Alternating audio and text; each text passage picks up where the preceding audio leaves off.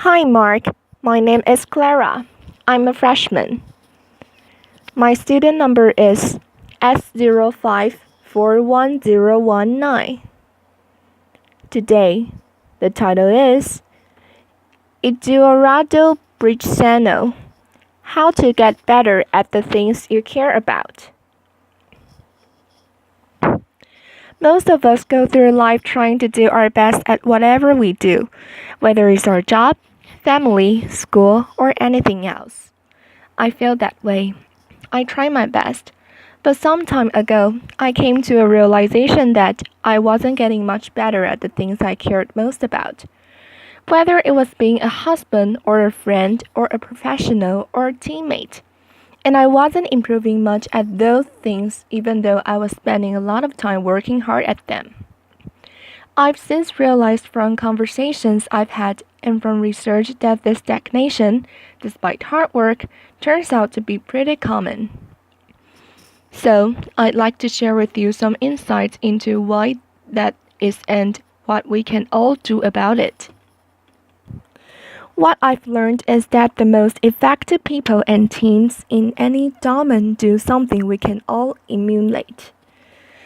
They go through life deliberately alternating between two zones, the learning zone and the performance zone. The learning zone is when our goal is to improve. Then we do activities designed for improvement, concentrating on what we haven't mastered yet, which means we have to expect to make mistakes, knowing that we learn from them. That is very different from what we do when we are in our performance zone, which is when our goal is to do something as best as we can to execute. Then we concentrate on what we have already mastered and we try to minimize mistakes. Both of these zones should be part of our lives, but being clear about when we want to be in each of them with that goal, focus, and expectations helps us better perform and better improve. The performance zone maximizes our immediate performance, while the learning zone maximizes our growth and our future performance.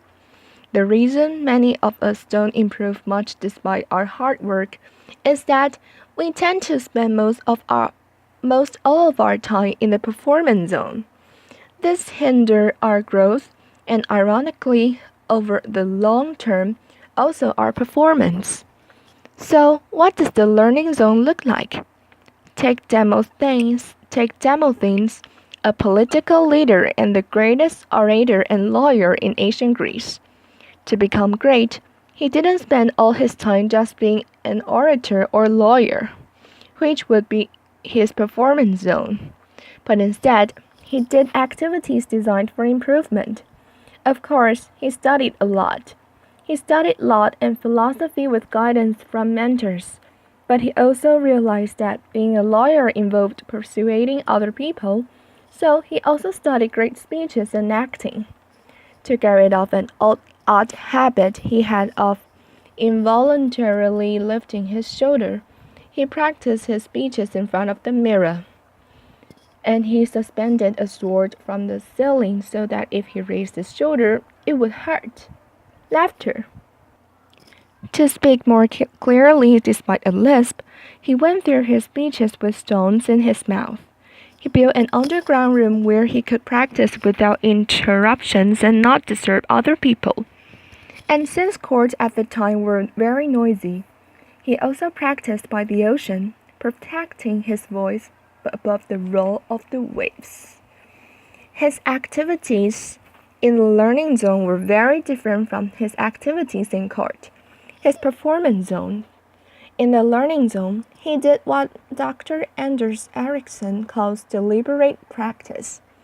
This involves breaking down abilities into component skills, being clear about what sub-skill we are working to improve, like keeping our shoulders down, giving full concentration to a high level of challenge outside our comfort zone, just beyond what we can currently do, using frequent feedback with repetition and adjustments, and ideally engaging the guidance of a skilled coach, because activities designed for improvement are domain specific, and greater teachers and coaches know what those activities are and can also give us expert feedback. It is this type of practice in the learning zone which leads to substantial improvement, not just time on task performing. For example, research shows that after the first couple of years working in a profession, performance usually plateaus. This has been shown to be true in teaching, general medicine, nursing, and other fields, and it happens because once we think we have become good enough, adequate, then we stop spending time in the learning zone. We focus all our time on just doing our job, performing, which turns out not to be a great way to improve. But the people who continue to spend time in the learning zone do continue to always improve. The best salespeople at least once a week do activities with the goal of improvement.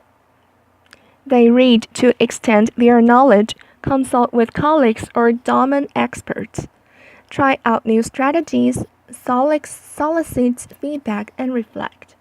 The best chess players spend a lot of time not playing games of chess, which would be their performance zone, but trying to predict the moves grandmasters made and analyzing them.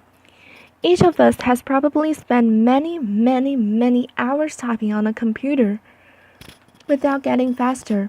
But if we spend 10 to 20 minutes each day fully concentrating on typing 10 to 20% faster than our current reliable speed, we would get faster. Especially if we also identify what mistakes we're making and practice typing those words. That's deliberate practice. In what other parts of our lives, perhaps that we care more about, are we working hard but not improving much because we're always in the performance zone? Now, this is not to say the performance zone has not value. It very much does. When I needed a knee surgery, I didn't tell the surgeon, poke around in there and focus on what you don't know. Laughter. We'll learn from your mistakes. I looked for a surgeon who I felt would do a good job, and I wanted her to do a job. Being in a performance zone allows us to get things done as fast as we can. It can also be motivating, and it provides us with information to identify what to focus on next when we go back to the learning zone. So the way to high performance is to alternate between the learning zone and the performance zone. Purposefully building our skills in a learning zone, then applying those skills in a performance zone. When Beyoncé is on our tour, during the concert, she's in her performance zone. But every night when she gets back to the hotel room, she goes right back into her learning zone. She watches a video of a show that just ended. She identifies opportunities for improvement for herself, her dancers, and her camera staff. And the next morning, everyone receives pages of notes with what to adjust, which they then work on during the day before the next performance.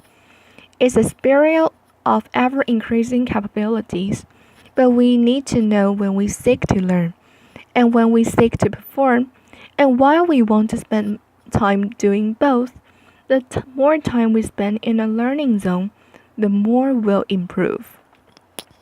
So, how can we spend more time in a learning zone? First, we must believe and understand that we can improve, what we call a growth mindset. Second, we must want to improve at that particular skill. There has to be a purpose we care about, because it takes time and effort. Third, we must have an idea about how to improve, what we can do to improve. Now, how I used to practice the guitar as a teenager, performing songs over and over again, but doing deliberate practice. And fourth, we must be in a low-stakes situation, because if mistakes are to be expected, then the consequence of making them must not be catastrophic or even very significant. A tightrope walker doesn't practice new tricks without a net underneath, and An athlete wouldn't set out to first try a new move during a championship match. One reason that in our lives we spend so much time in a performance zone is that our environments often are unnecessarily high stakes. We create social risks for one another, even in schools which are supposed to be all about learning. And I'm not talking about standardized tests. I mean that every minute of every day, many students in elementary school through colleges feel that if they make a mistake, others will think less of them. No wonder they're always stressed out and not taking the risks necessary for learning. But they learn that mistakes are undesirable inadvertently when teachers or parents are eager to hear just correct answers and reject mistakes rather than welcome and examine them to learn from them. Or when we look for narrow responses rather than encourage more exploratory thinking that we can all learn from. When all homework or student work has a number or a letter on it and counts towards a final grade, rather than being used for practice, mistakes, feedbacks, and revision, we send the message that school is a performance zone. The same is true in our workplaces. In the companies I consult with, I often see flawless execution cultures, which leaders foster to encourage great work, but that leads employees to stay within what they know and not try new things.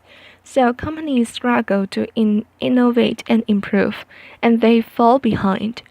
We can create more spaces for growth by starting conversations with one another about when we want to be in each zone. What do we want to get better at the how and how? And when do we want to execute and minimize mistakes? That way, we gain clarity about what success is, when and how to best support one another. But what if we find ourselves in a chronic high stakes setting and we feel we can't start those conversations yet? Then here are three things we can still do as individuals. First, we can create low stakes island in an otherwise high stakes sea. These are spaces where mistakes have little consequence. For example, we might find a mentor or a trusted colleague with whom we can exchange ideas or have vulnerable conversation or even role play. Or we can ask for feedback-oriented meetings as projects progress. Or we can set aside time to read or watch videos or take online courses. Those are just some examples. Second, we can execute and perform as we're expected, but then reflect on what we could do better next time, like Beyoncé does. And we can observe and emulate experts. The observation, reflection, and adjustment is the learning zone.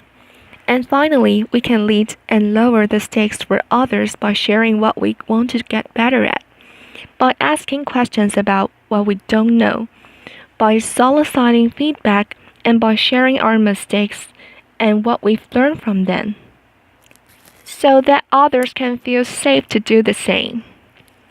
Real confidence is about modeling ongoing learning. What if, instead of spending our lives doing, performing, we spend more time exploring, asking, listening, experimenting, reflecting, striving, and becoming? What if we each always had something we were working to improve? What if we created more low-stakes islands and waters? And what if we got clear within ourselves and with our teammates about when we seek to learn and when we seek to perform, so that our efforts can become very consequential, our improvement never ending, and our best even better? Thank you.